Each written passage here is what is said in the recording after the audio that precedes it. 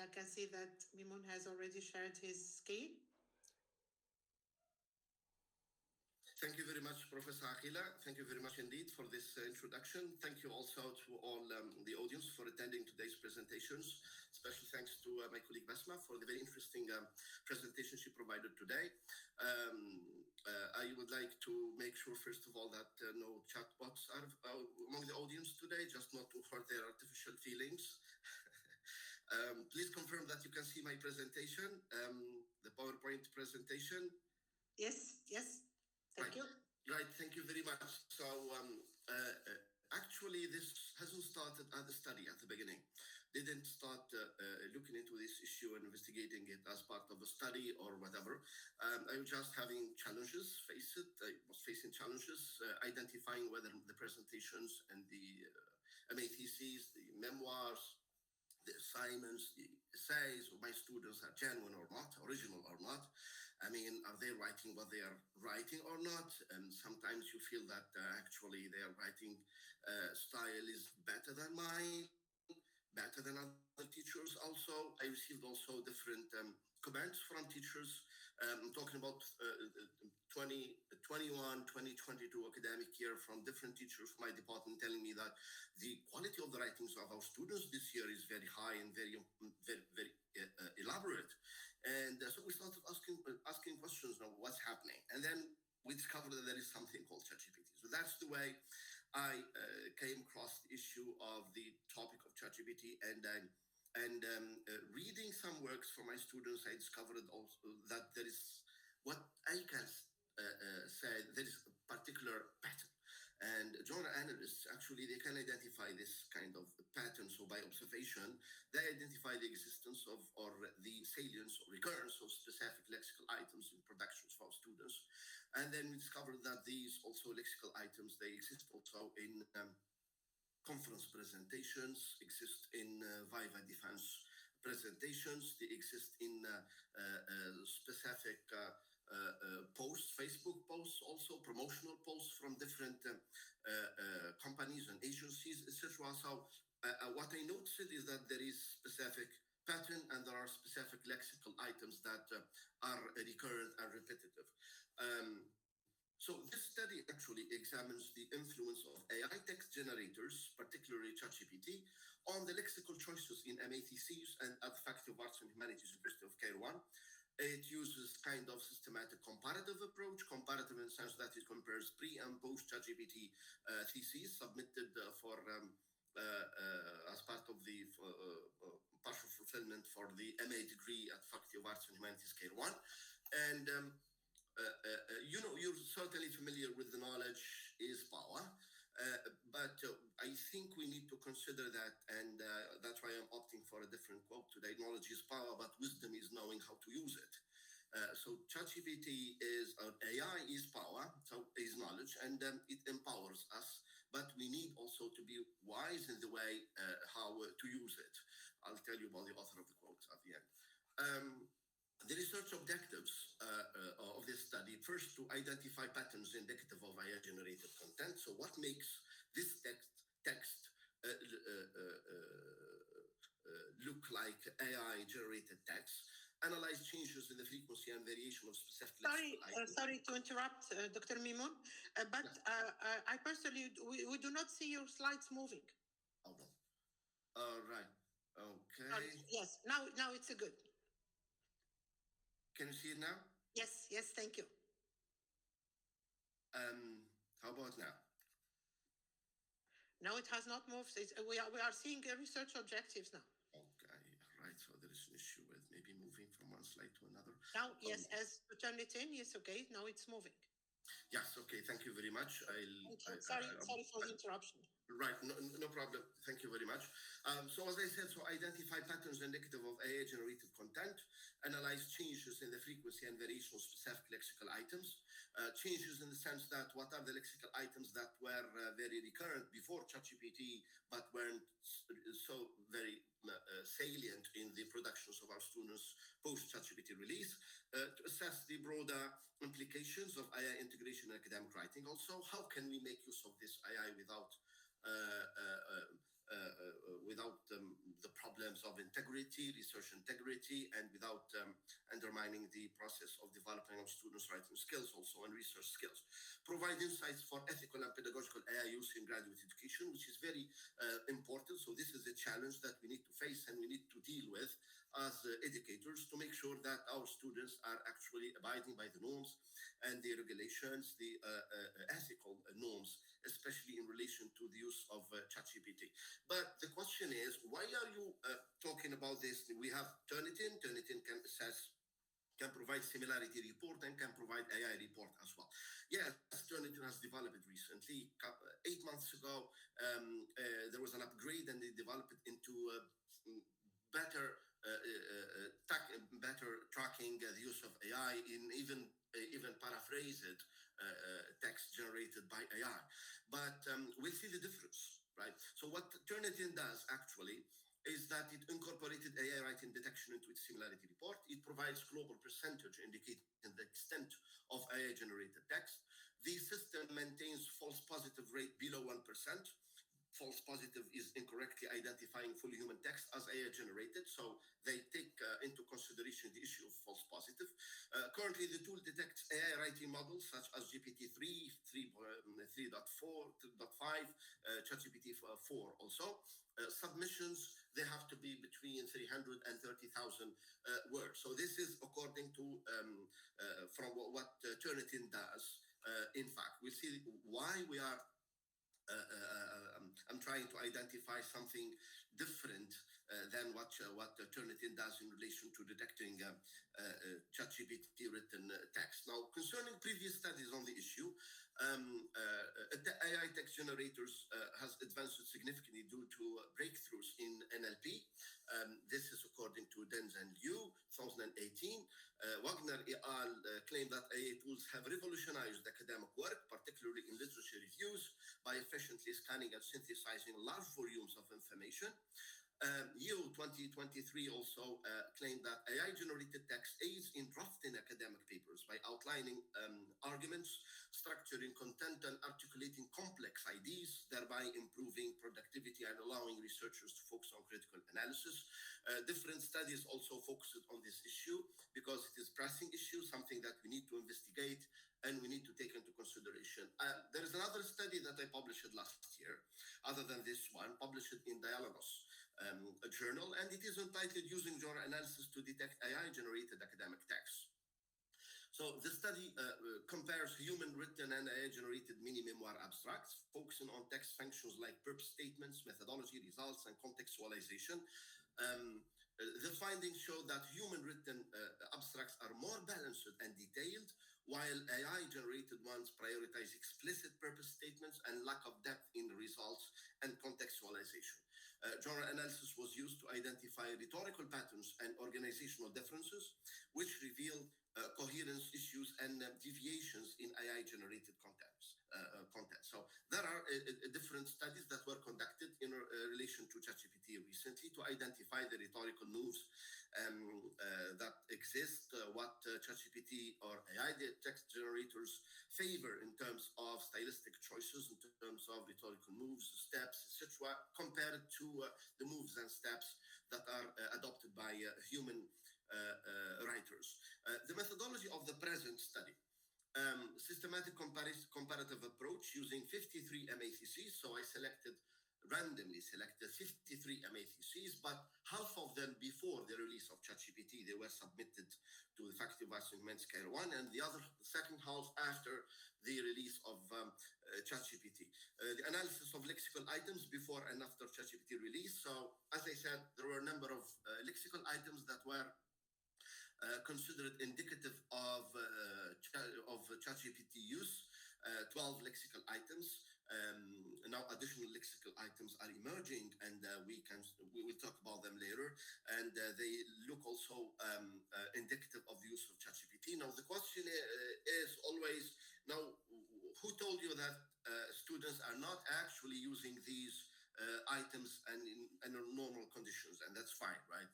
Actually, we'll see the numbers and the percentages, the increase in the numbers of use, and together we are going to realize that there is actually a significant increase in the use of specific lexical items compared to the use of lexical items, these lexical items in academic writings of our students before the release of ChatGPT.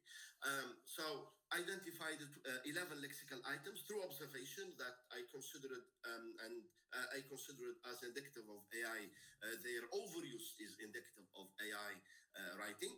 Quantitative frequency analysis using Microsoft Word and PDF Reader tools.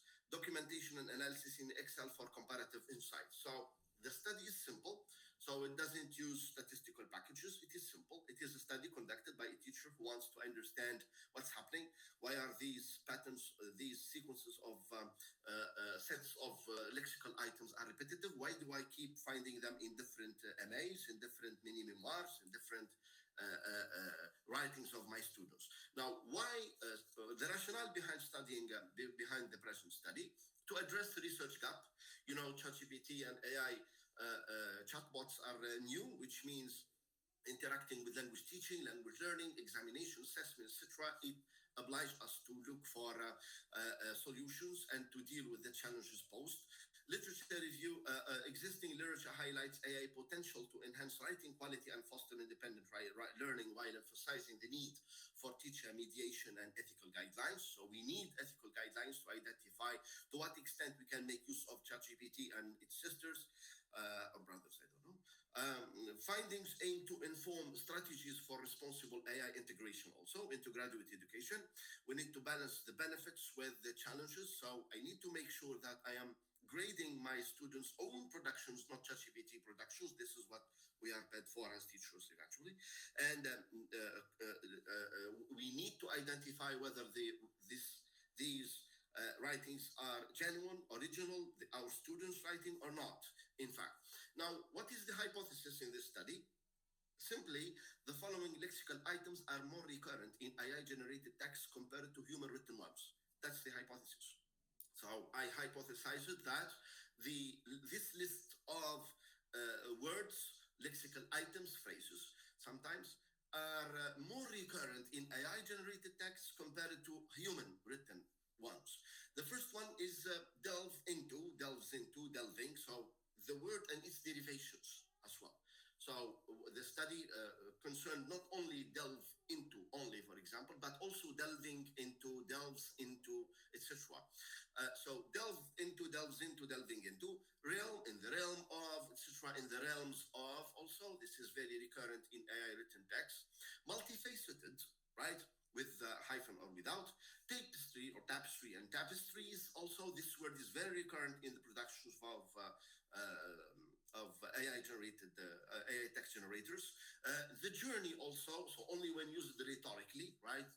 In the journey of, etc. The word pivotal or also very recurrent. Underscore, underscoring, underscores. So this word is very recurrent in AI-generated text, especially the ones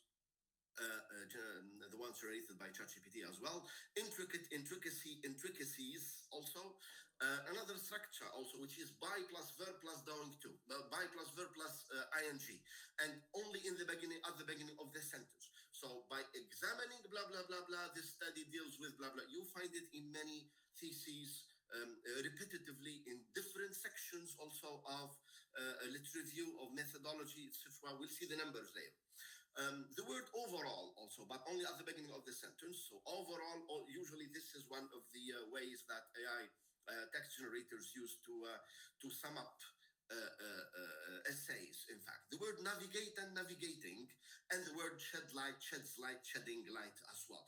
Now, other additional words also, after publishing the paper, I recognized that they are recurrent, highly recurrent as well, which are the nuances, the nuanced, interplay, crucial also. So what I'm saying is not that the use of these words means automatically that the students have used AI in order to generate their text. No, that's not the case.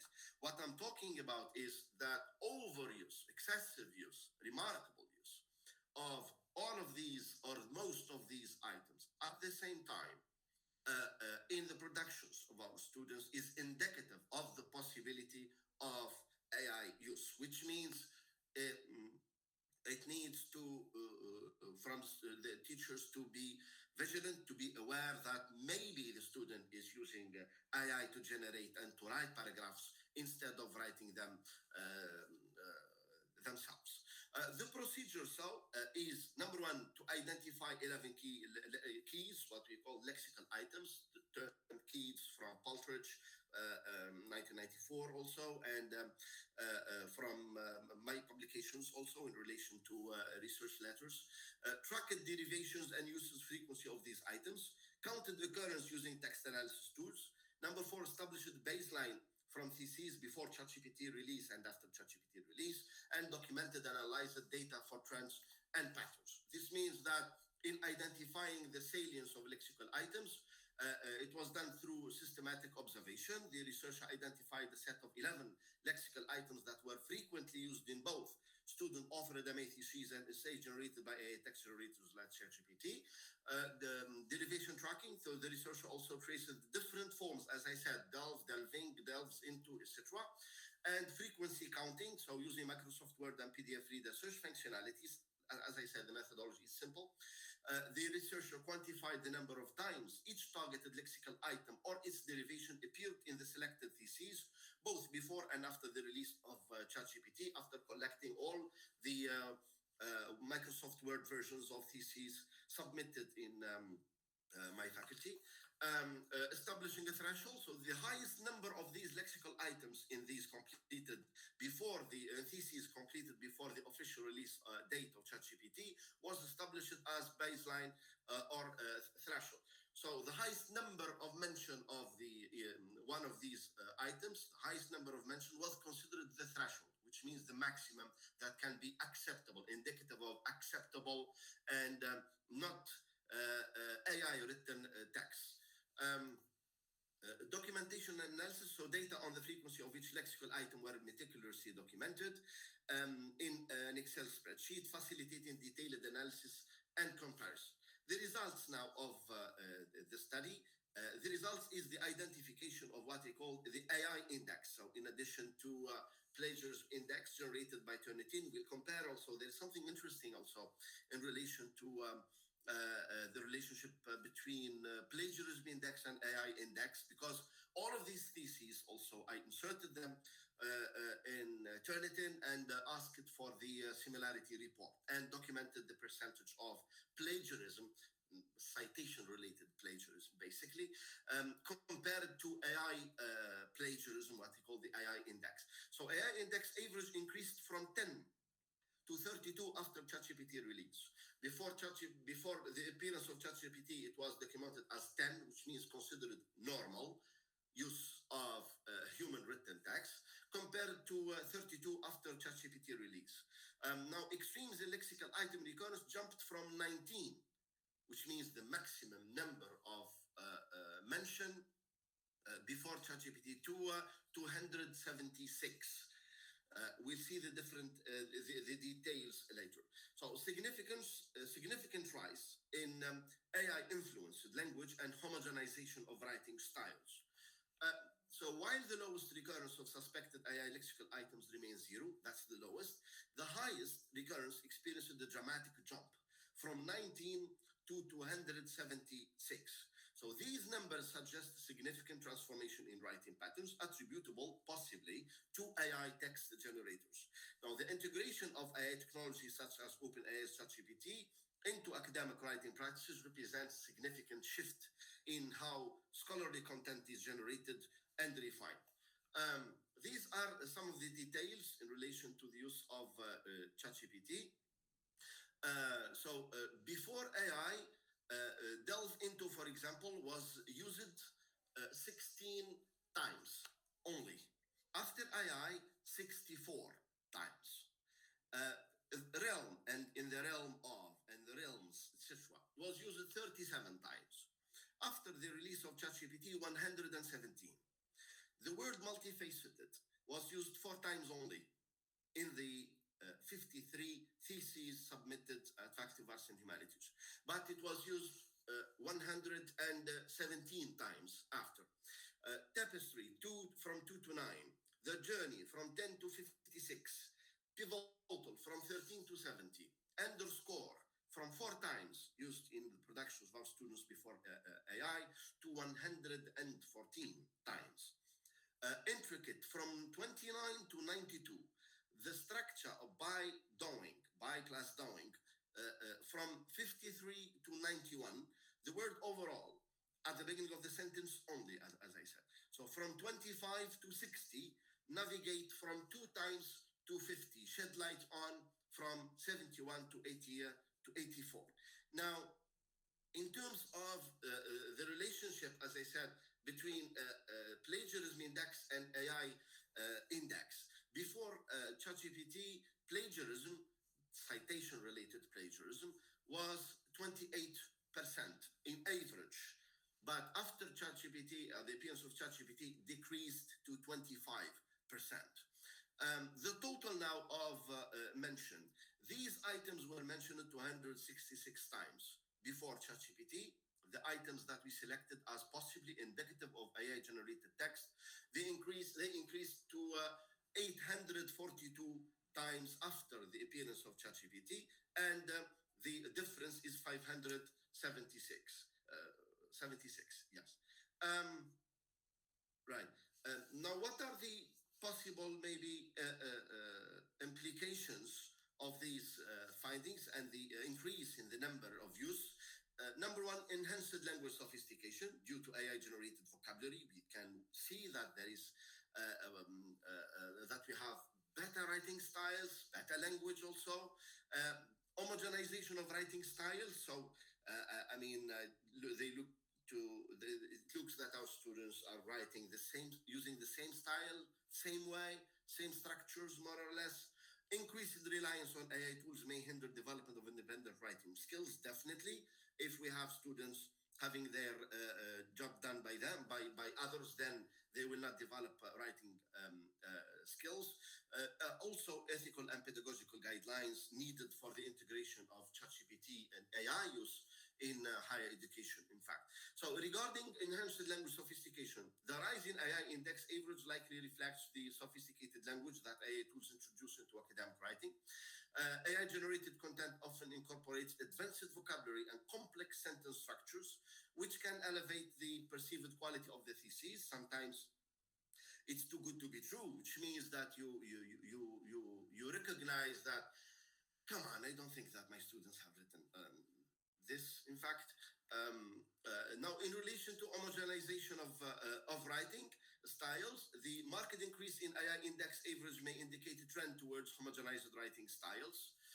As more students use AI tools, the distinctiveness of individual writing styles might diminish, leading to a more uniform approach to academic writing. This homogenization also is what triggers the attention of teachers and raises their concerns about the originality of the work and on authorship. The extremes in recurrence can serve as indicators of AI use in academic writing. For instance, thesis exhibiting a very high frequency of certain phrases might suggest heavy reliance on AI text generators. So this can be useful for educators and institutions seeking to understand the extent of AI integration in student work. In terms of reliance on AI assistance, it's very problematic also. So the significant rise in AI index suggests that students are increasingly relying on AI tools. The goal behind asking students to write theses is to develop their writing skills and academic research, and it's kind of initiation to research, in fact, preparing them for the PhD program and PhD project, and they have to master how to write according to the generic conventions and the norms of academic writing, but they shouldn't have their work done by AI text generators. If AI tools are excessively contributing to the writing process, it may blur the lines of authorship and intellectual ownership. This necessitates the establishment of clear guidelines, and this is important also. So we need guidelines and ethical standards for AI use in academic context. For example, as far as my institution is concerned, and as former head of MA committee, what we decided in MA committee is that every submission, every MA thesis submitted at Faculty of Arts and Humanities of Cairo 1, we run it not only using in Turnitin for plagiarism, citation and quotation plagiarism, etc., but also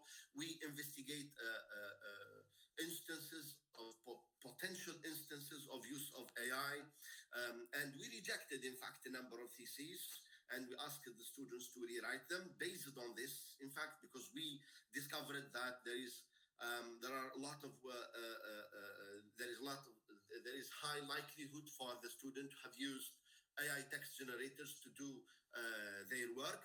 So there is no point in evaluating theses. In fact, written by ChatGPT, we need to go and analyze, and we need to evaluate theses written by humans, by our students themselves, and give them diplomas that are genuine and that are reliable, in fact. So the pedagogical implications of the study, the challenges for educators, addressing AI influence on students' writing skills is important. Promoting critical thinking and originality is important. How to do so? Teach responsible AI use. This is what I do, for example, personally, when teaching research methodology to my students, is that I tell them how to make use of AI without violating ethical considerations of proper use of AI, and while preserving their own authorship and their own the originality of the topic, in addition to writing genuine research. Emphasize brainstorming and ideation phase over full AI reliance. Make use, which means we need to make use of AI to consider it as a tool, not as a copy and paste machine.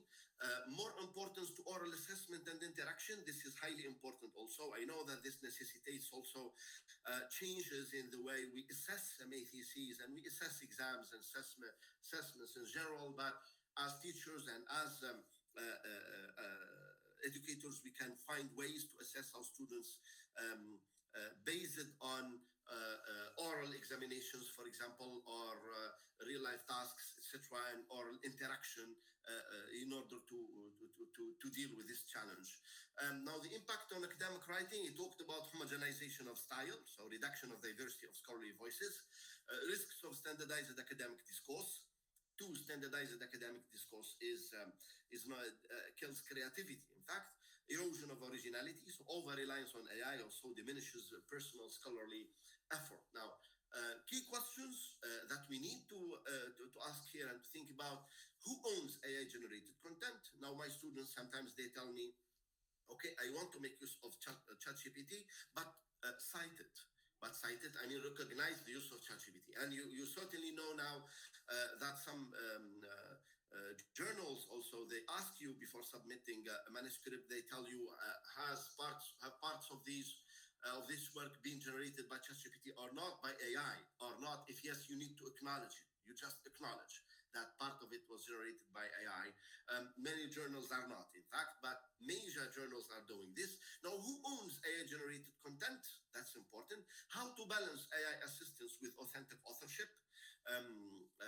The institutional roles, they need to develop clear contribution policies, attribution policies. So MA committees, faculties, universities, sectorial committees also, they have to meet and deal with the issue and identify how much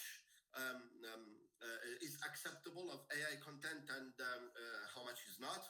Encourage ethical AI use practices also. So we need to incorporate the strategies and the techniques of using AI responsibly in our writing courses at the university level as well. So for students, there is a risk of diminished creativity and critical engagement.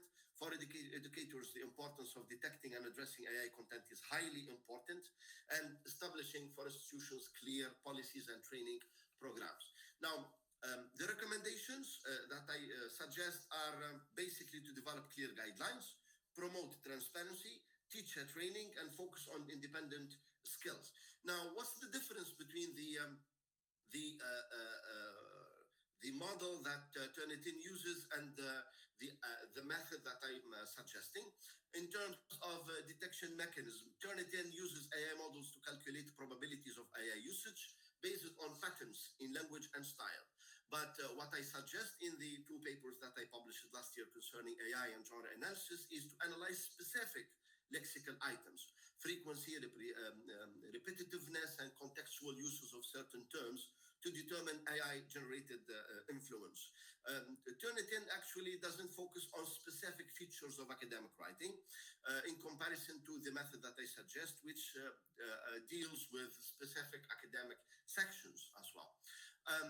Turnitin doesn't explain the specific textual elements flagged, while the method that I'm suggesting that the teachers adopt is to examine how certain lexical choices deviate from human academic writing, which means to valorize the work of the teacher or the researcher themselves in identifying whether a text has been generated by a human or generated by a chatbot. Also, ChatGPT or AI Turnitin doesn't explain the primarily optimized for English text, basically, and this is indicated in Turnitin. That I say, we accept only English texts, but what I'm suggesting is to follow the pattern, right? Just follow the money, right? So it's follow the pattern as a genre analyst, follow the pattern and try to identify what is repetitive and try to ask questions about whether this is genuine or not.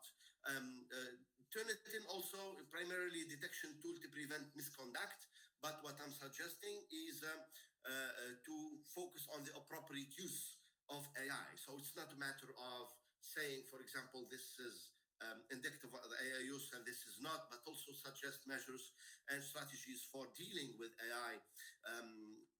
I mean, we're not going to demonstrate against AI the way math teachers, for example, previously demonstrated against calculators or whatever. So what we want to do is to know how AI works and how best to make use of it for the benefit of our students instead of the copy-paste plague. Needless to mention that the study examines linguistic patterns across human written and AI-generated MA theses, focusing on genre-specific trends rather than longitudinal revision of the same text. So it's not about investigating the same MA theses, it's about comparing MA theses submitted before ChatGPT and MA theses submitted after ChatGPT release and identifying lexical pattern, lexical items, and the possibility of the existence of a specific pattern, possibility of increase in the use of a number of items compared to others. So comparing pre and post AI versions of the same text is valuable. The chosen methodology prioritizes replicability and offer macro level exploration. Future studies could explore and exploit additional perspectives, certainly.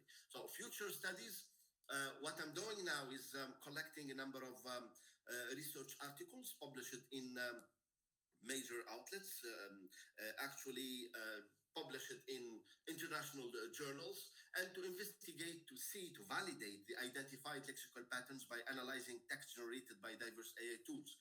So is this pattern that I identified as indicative of AI content specific or for ChatGPT, or we can find it also in other text generators like Claude or Perplexity or others, right? This is important to investigate also. Something else is to investigate and to seek for the validity of the pattern or the method that I'm suggesting, not only in linguistic literature and cultural studies writings, which is the concern of the present study, but also scientific publications, science-related publications in Nature, in Science, and in the Lancet, etc. So is this pattern also valid when it comes to investigating other parts of science, other outlets, other journals or not? So this is also an interesting research line that I would like to follow. This study then highlights the transformative impact of AI tools on MA thesis writing, notably in lexical sophistication and style consistency. It shows the need for ethical AI use and adaptation in academic policies and pedagogy. AI tools like ChatGPT influence academic writing by enhancing clarity and rigor, but pose risks of originality and authenticity and authorship as well. So the use of AI, particularly ChatGPT, has significantly influenced the recurrence of specific lexical items in MA theses. What I'm saying is that AI text generators have styles, just like we have styles, right? When you listen to someone, when you hear a particular track or recording or listen to something, you say, this must be X or this must be Y. So this is how they talk or how they speak, etc. So what I'm suggesting here is that even text generators, they have a particular style and they have specific favorite lexical items that we can make use in understanding or exploring the issue of AI use or not, and identifying whether the text has been generated by AI or human written. The findings of this paper suggest that AI-generated content is shaping the stylistic choices in academic writing, leading to a noticeable increase in the frequency of certain phrases and terms. While this has potential benefits, such as improved writing quality and reduced plagiarism, as we said, so plagiarism decreased from 28% on average to 25%, it also raises concerns about originality and authenticity.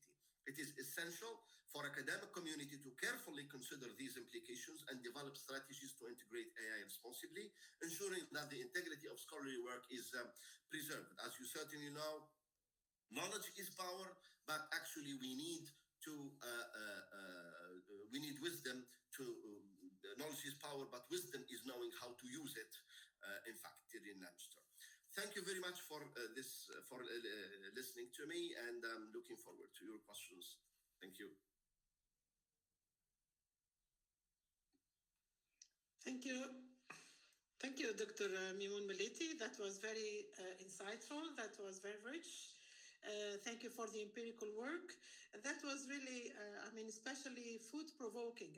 That's food for thought for teachers, researchers. And I think that AI, or like any other phenomenon, new phenomenon, is something that we need to consider, something that we need to tame, to think about. And I think your work is among these exploratory works, because the first step will be some research, so that when we reach conclusions or decisions, or we take, practical steps, this should be founded on some research. Okay, so that's very interesting. So thank you very much. I do have a couple of comments, but I won't be selfish. I will let the floor to my colleagues. If you can stop sharing, please, so that you can see the whole screen, Mimoun. Yes, sure. Yes. Thank you.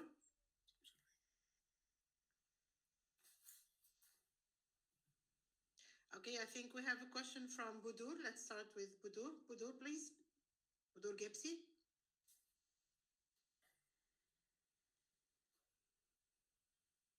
Budur? Okay, so it seems that she raised her hand, but she's no longer here. Question from Mansour. Hello, everyone. Thank you for this highly informative presentation, Dr. Mimoun. Thank you for this opportunity. Especially, it's very beneficial, especially to young researchers. I have 3 questions. Okay. Could you first introduce yourself, so that we get to know you, please? Okay, so I'm a PhD student at ESLT, okay, Tunis, Carthage University. I'm doing research on collaborative learning autonomy, applicability and perceptions in Tunisian context, the whole MENA area, and specifically the Tunisian context. So this is highly informative again. Thank you, Dr. Mimoun. I highly appreciate that. I have a few questions. The first of which is, what inspired you to do this research? It's a new area that you explored, so typically there's that fear of maybe not knowing how to proceed with the methodology, or especially it's a gap. It's a gap that has not been filled. So what inspired you to do that? And what was the most surprising, let's say, finding you came across? And the last question, how do you see AI shaping the education landscape in Tunisia in the future, since it's only gaining power? Thank you. Mansour. Dr. Mimoun, if you don't mind, can we take a bunch of questions and then you answer them? Sure. Yes, definitely.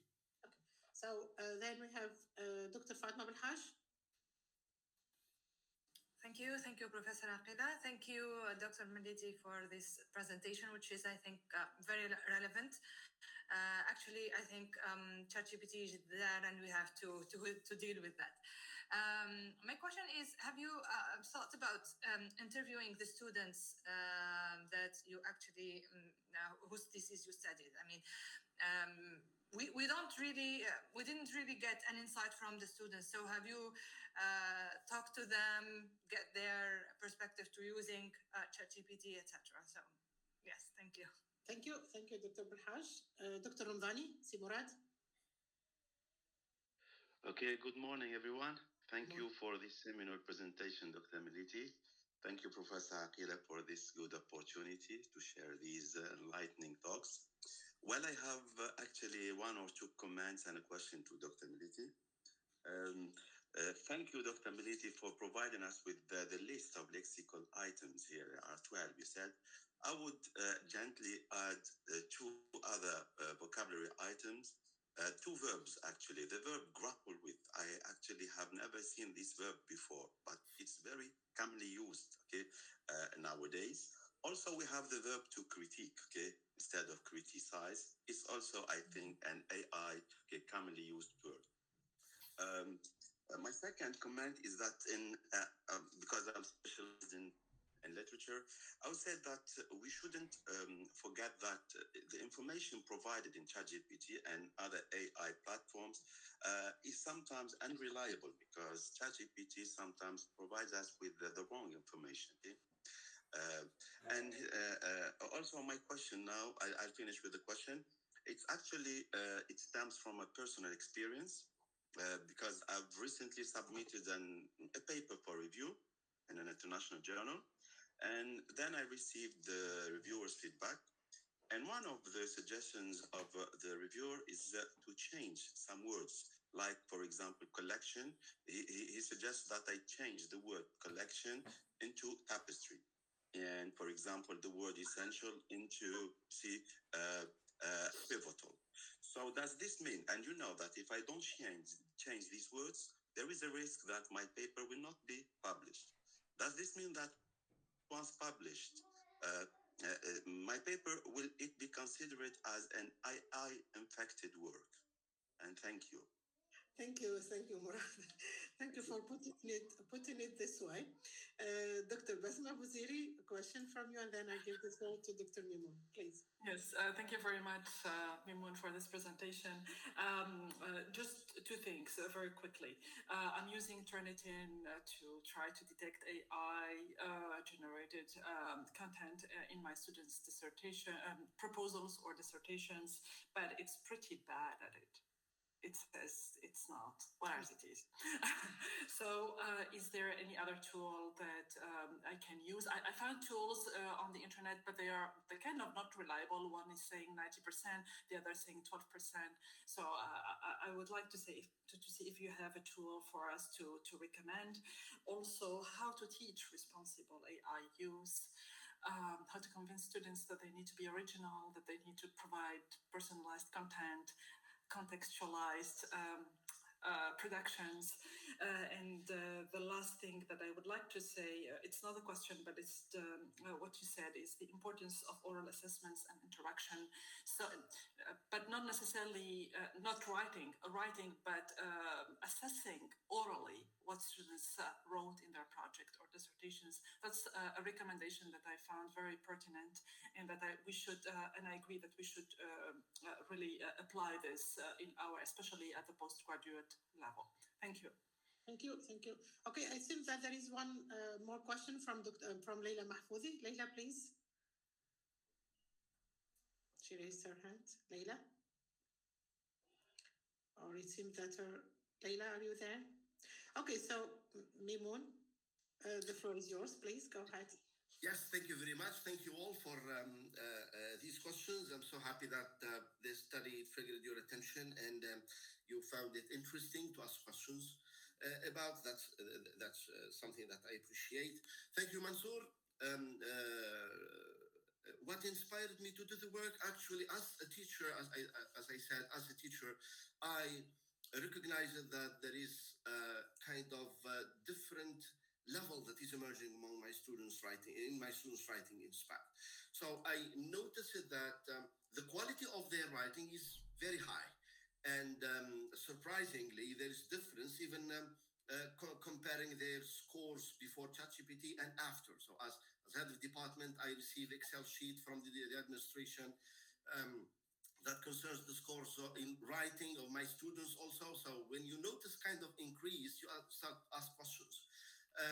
What inspired me is basically مكره أخاك لا بطل. So what I wanted to do to understand, to identify whether what I'm grading, what I'm scoring, what I'm marking, correcting is my students' own productions, or I'm correcting someone else's productions.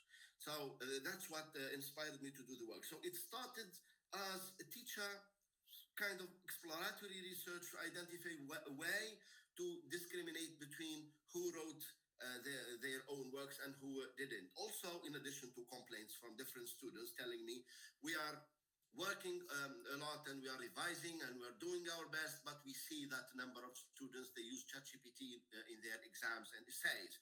So this is not fair, which is clearly not fair. So I wouldn't accept that.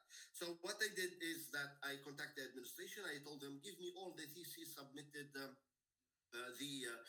all the electronic versions of the thesis submitted in the last 3 years.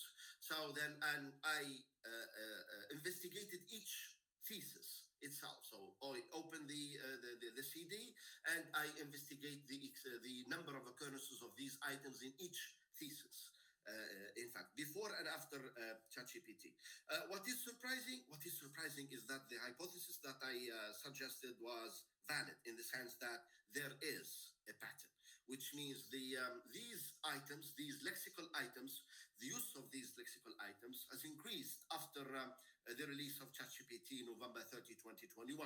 So it was surprising to identify that the maximum number of mention for specific items was average was 200 was 19 compared to after AI it jumped to 276.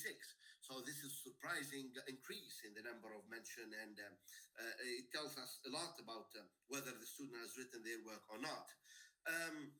Is AI shaping education and higher education? Yes, it is. And if we don't take measures and we don't take decisions in relation to rationalizing the way AI is used, if we turn our eyes away from the problem, this won't solve the problem. And a lot of teachers, they come to me with essays, especially in writing and in essays and writing, and they tell me, I do believe that this student hasn't written his own this essay. In fact, I'm myself unable to write it this way. So it must have been written by someone else. So what to do, right? And this is very dangerous question when one of your teachers, one of the teachers in your department, they tell you what to do, right? How should I deal with this? Okay, so we need laws, norms, regulations clearly set by the university, Tunisian universities, I mean, as to dealing with AI. So we need to start thinking about it, talking about it, and finding regulations. What we are doing now is at the local level, maybe. So, but I certainly receive requests from different colleagues from the Tunisian University asking me, would you please take a look at this and tell me if it is AI written or not? And you find a lot of works that is basically, and I say that's likely to be written by AI, and I give them the paragraphs, right? The different paragraphs that are likely to be written by AI. Fatma, thank you very much for the question. My colleague Fatma, interviewing students? No, I didn't interview students. Right? I didn't tell them, did you use AI or not? No, I didn't do so. Right? But what the feedback that I received from students, especially students that we rejected their MA theses, is that yes, I used AI to write part of the work, and I'm sorry for that. Right? So this is the feedback that we receive off the record, so but not officially. Murad, Dr. Murad, thank you very much also for your question. More work is needed, more words? Yes, in fact. So lately I noticed that a number of words also are recurrent in the productions of our students that we receive. The word interplay, for example. The interplay, these different vague words that they mean nothing. In fact, I mean, they don't add anything to the research article or the research paper, right? Or the abstract of a conference. So we see this AI also in conference abstracts as well. We see it in conference presentations also. So when I attend a particular conference and I listen to the presentation, after a couple of minutes, you recognize, this is written by ChatGPT, right? So you know it. Yes, there are a number of words. I can mention additional ones to the ones that that existed in my study. Nuances, nuanced also.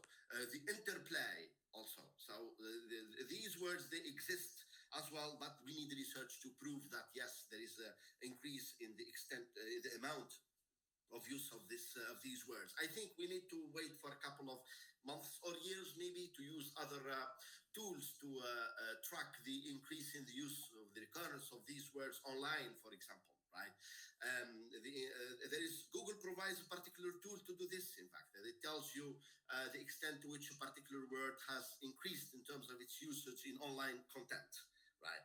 But we need something academic and we need something focused. And I think that future research should focus on domain, maybe specific items, domain specific words. So the professional sphere is different from the academic sphere. Journalism also is different from social media.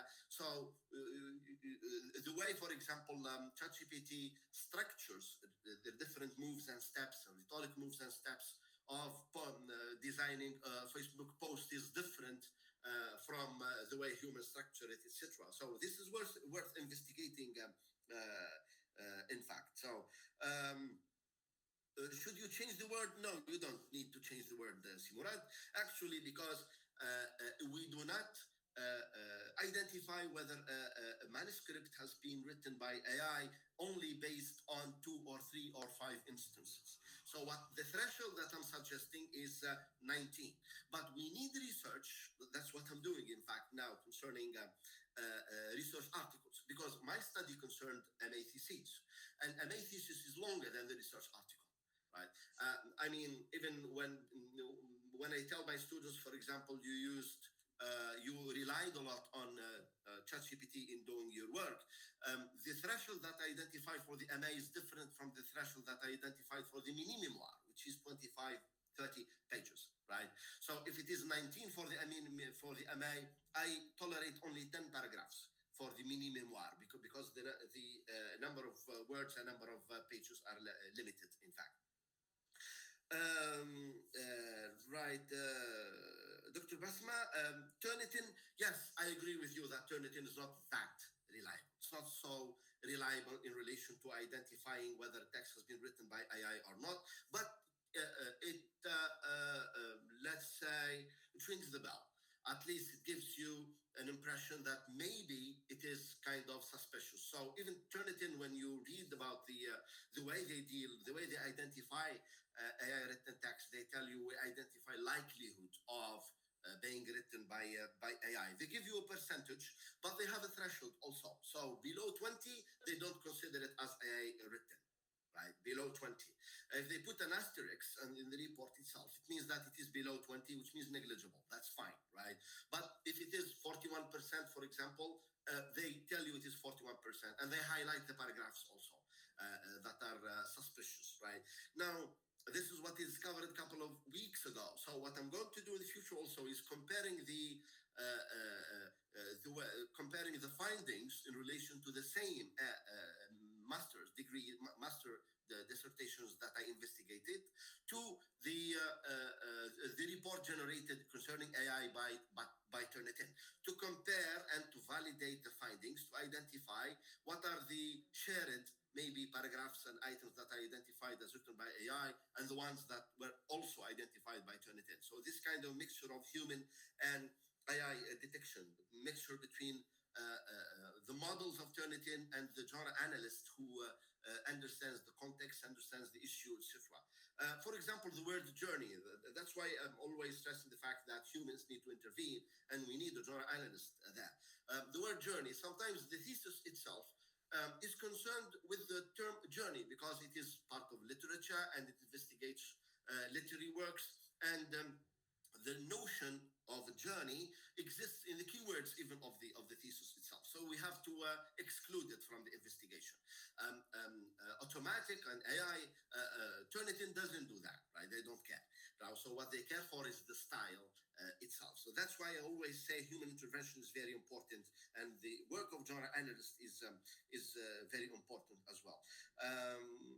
Yes, how to teach AI properly. What I do, in fact, is that I incorporate AI use in my courses, which means I ask my students to make use of ChatGPT when I teach, and I tell them, open ChatGPT, ask it about blah blah blah blah, etc.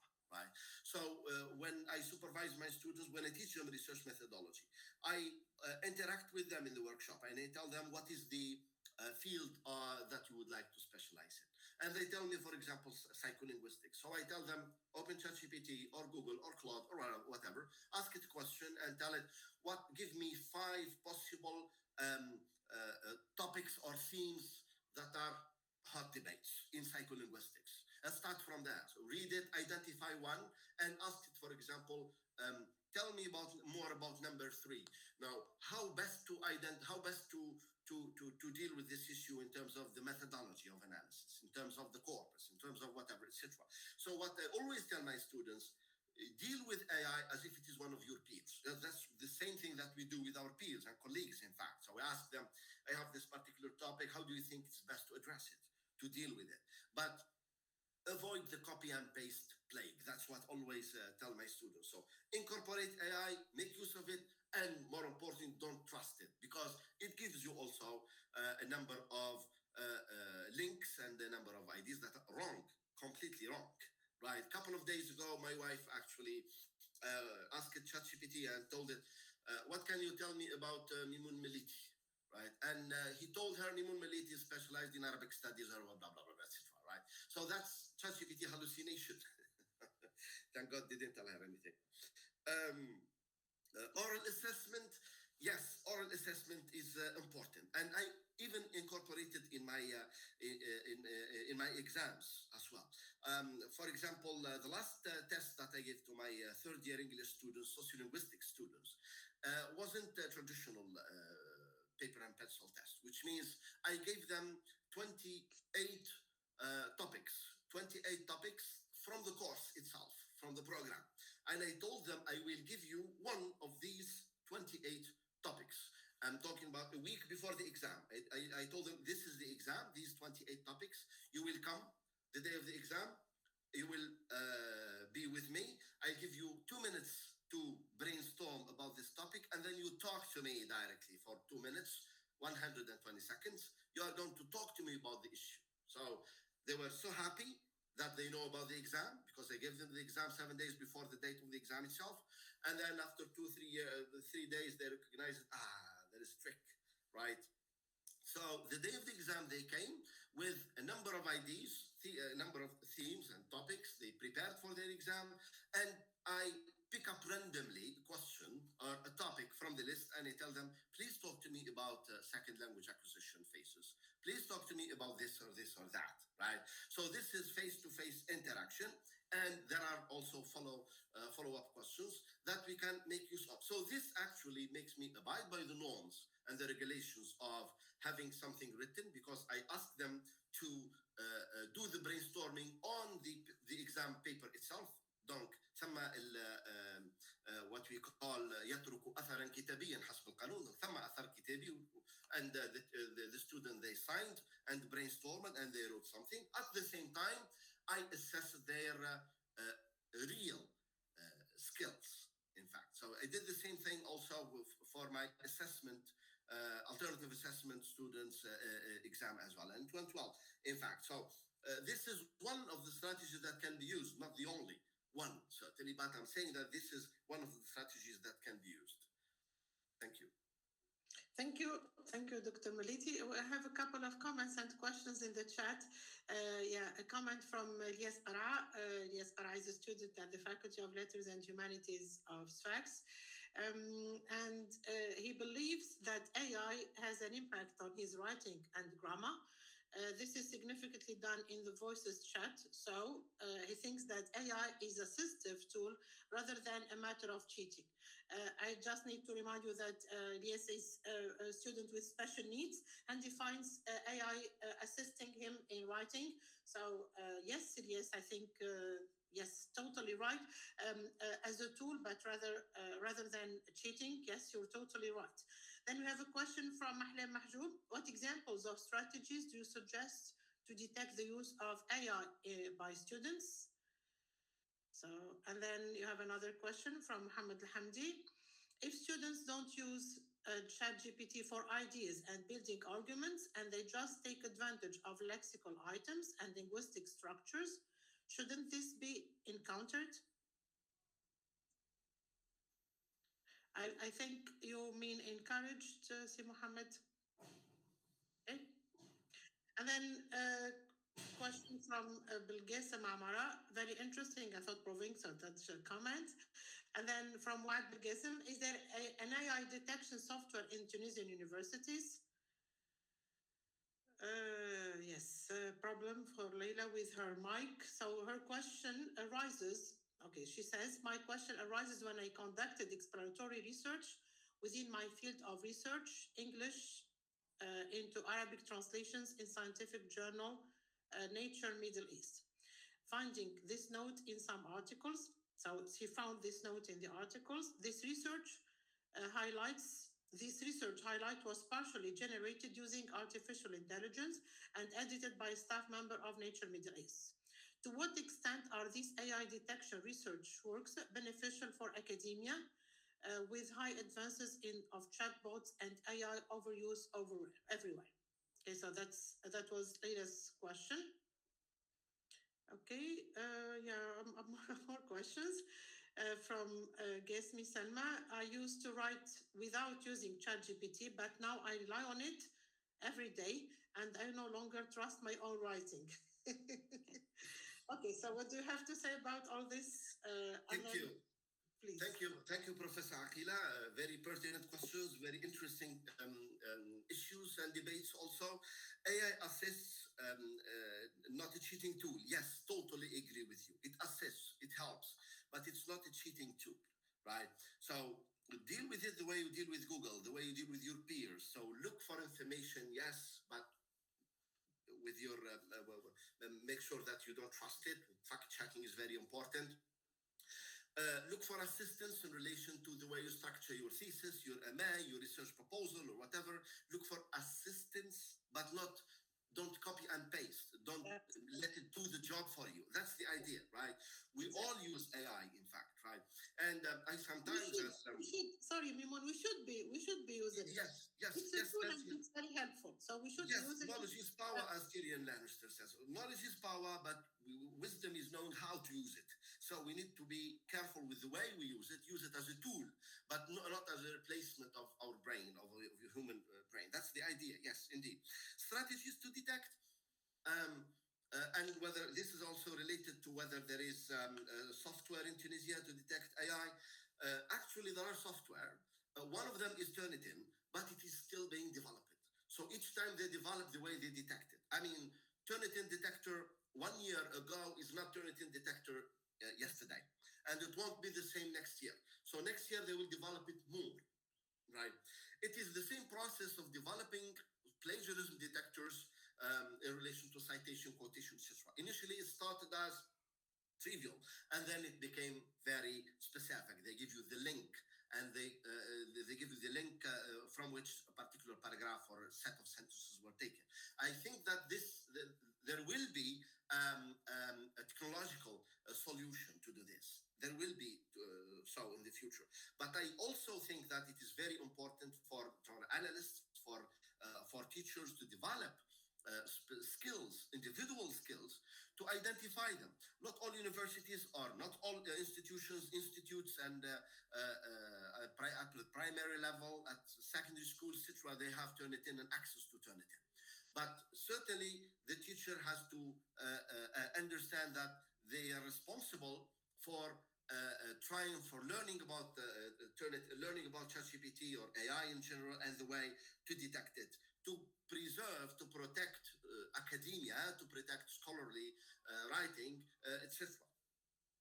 AI software, yes, beneficial, trust, right. So beneficial, yes, definitely.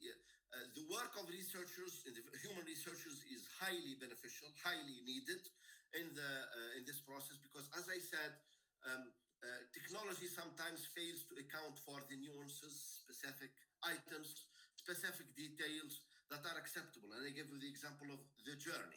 If a thesis or an article is about the notion of journey in literature, you have to exclude that particular lexical item, right? So that's the idea. Should we trust AI? No, the short answer. Thank you. So, yeah, you always have to check. Yes, yes. I think we have two final questions. Sorry, Mimoun, for Most welcome. I mean, because it was an interesting talk, so it has triggered a lot of debate, a lot of questions, a lot of comments. Budur, are you still there? Budur? And Lubna bin Nasser. Lubna? You raised your hand, Lubna? I don't know if she's still there. Budur or Lubna? Hello. Hello, Lubna, please. Hello. How are you, Professor? It has been a while. Thank you for this interesting discussion. Thank you, Dr. Mimoun, also for this. Actually, I have a question concerning the editing tools. There are many people who use editing tools because they want to have their work well done and well edited.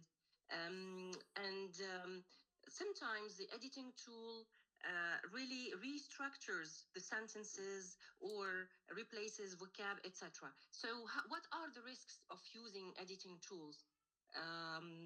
Is it considered like using ChatGPT for writing, or is editing fine? So this is the first question. Another question is about Turnitin results. Can you please, Dr. Mimoun, explain the differences, extreme differences between Turnitin results? Sometimes someone runs Turnitin and gets, for example, 40% of similarity. Another person runs the same work and gets like 12 or 15% of similarity.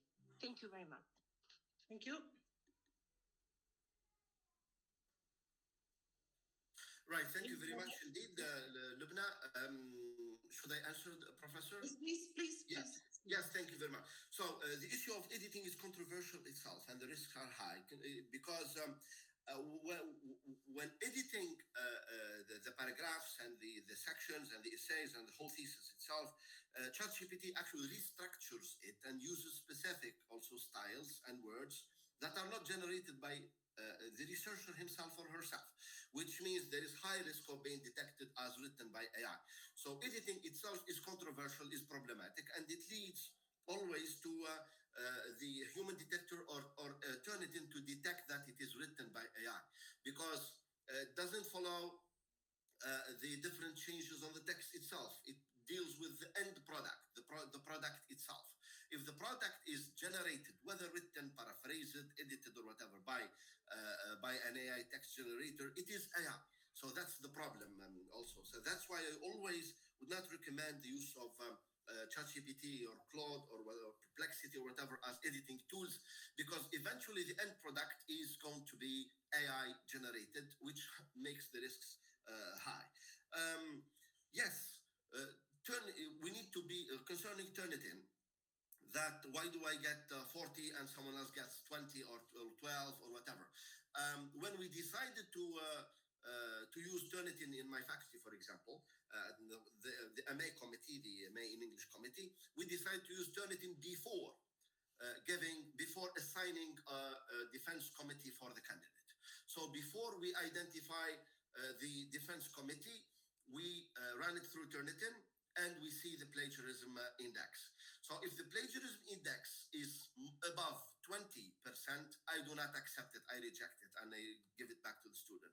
If it is below 20%, we accept it, and I assign a committee for the defense of the student. So this is concerning Turnitin. But what explains why it's 20% in the account that I used, but 40 in the account of someone else, is basically the parameters, right? So we need to set parameters and filters in the when using Turnitin. We need to exclude the bibliography, for example. So there is an option of exclude bibliography, right? We need to exclude short mentions, for example, specific words. I mean, when you use the United States of America without excluding it, United States of America will be detected as plagiarism, which is not in this case. So what I do is that I set a threshold, 12 words, for example, or 10 words, so that long words,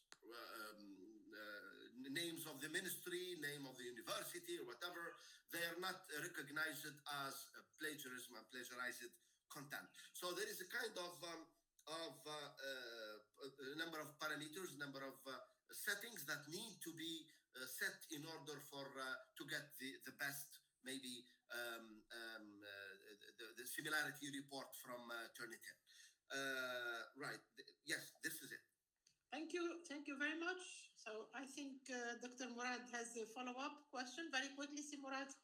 And then Thank you, Professor. This is a very interesting topic. So it's very thought-provoking. Actually, I was going to ask Dr. Mimoun about the problem of similarity in Turnitin, but he answered my question. Good. But I have another question. See that, for example, in the world of literature, there is a novel recently published in 2021 by Kazuo Ishiguro. It's Clara and the Sun. It's about a girl who is taken care by an artificial friend. So, and the vocabulary is all, let's say, ChatGPT, typically ChatGPT vocabulary. Here, the question of, or the task of, let's say, detecting similarity or detecting plagiarism would be very difficult because the text. I'm sorry, I'm not listening. Am I the only one? No, I think he has an incoming call. So. That in this novel, the vocabulary is all about ChatGPT because it's about a girl who is taken care by an artificial friend. So all the major theme of the novel is artificial intelligence. So it will be very difficult to detect here similarity or plagiarism in such texts. You see. Yes, totally agree with you. And that's why I always say the human need to intervene. The genre analysts need to intervene because the human detector will identify, the whole topic is about ChatGPT. So it's normal that they use these lexical items, right? So the whole topic is about, postmodernism. So it's normal to use the lexical items related to postmodernism, for example. Which AI automatic and technological detectors don't do. So that's why I always argue that human detectors, the researchers, the genre analysts, the teachers need to take the lead in this regard. So they need to consider that the whole novel or the whole poem or the whole essay is about ChatGPT. So my thesis, my article, for example, if you apply the same rules, the same method that I am applying, you will find that it uses delve into intricacy, shed light on pivotal, which are indicative of AI content. But has it been written by AI? No, but it talks about it. Yeah. So that's the idea, Dr. Murad. Yes, good. Thank you. Thank you very much. Thank you, Dr. Melliti. I think just to sum it up, I like the metaphor you gave or the simile you gave at the beginning of your presentation between ChatGPT and the calculator, and I can also add the metaphor of ChatGPT and NLP, natural language processing. I think at the beginning of using calculators or at the beginning of natural language processing software, people were so excited about them, and they and they are doing a lot of work for humans. But the human intervention is always necessary for the critical perspective, for the treatment. So using it as a tool, taming it as a tool, rather than letting it do the work for us. Okay, so I do believe that human intelligence is more important than artificial intelligence in terms of creativity and especially in terms of the critical sense. So again, thank you to our two presenters, Dr. Mimoun Melliti and Dr. Basma Bouziri. It was a real pleasure listening to you. Very insightful, very interesting presentations. Thank you for the participants for your comments, your interaction, your engagement. Let me remind you that our next session will be on the 1st of February. It will be a hybrid session because we'll be having the General Assembly for the annual General Assembly for Syflat. If you want or if you wish to become member of Syflat, please join us online or in person. So our next meeting will be on the 1st of February. Till then, stay safe and keep well. Thank you very much. Thank you. Thank you. Thank you so much. Thank you. Thank you. Thank you. Thank you. Thank you.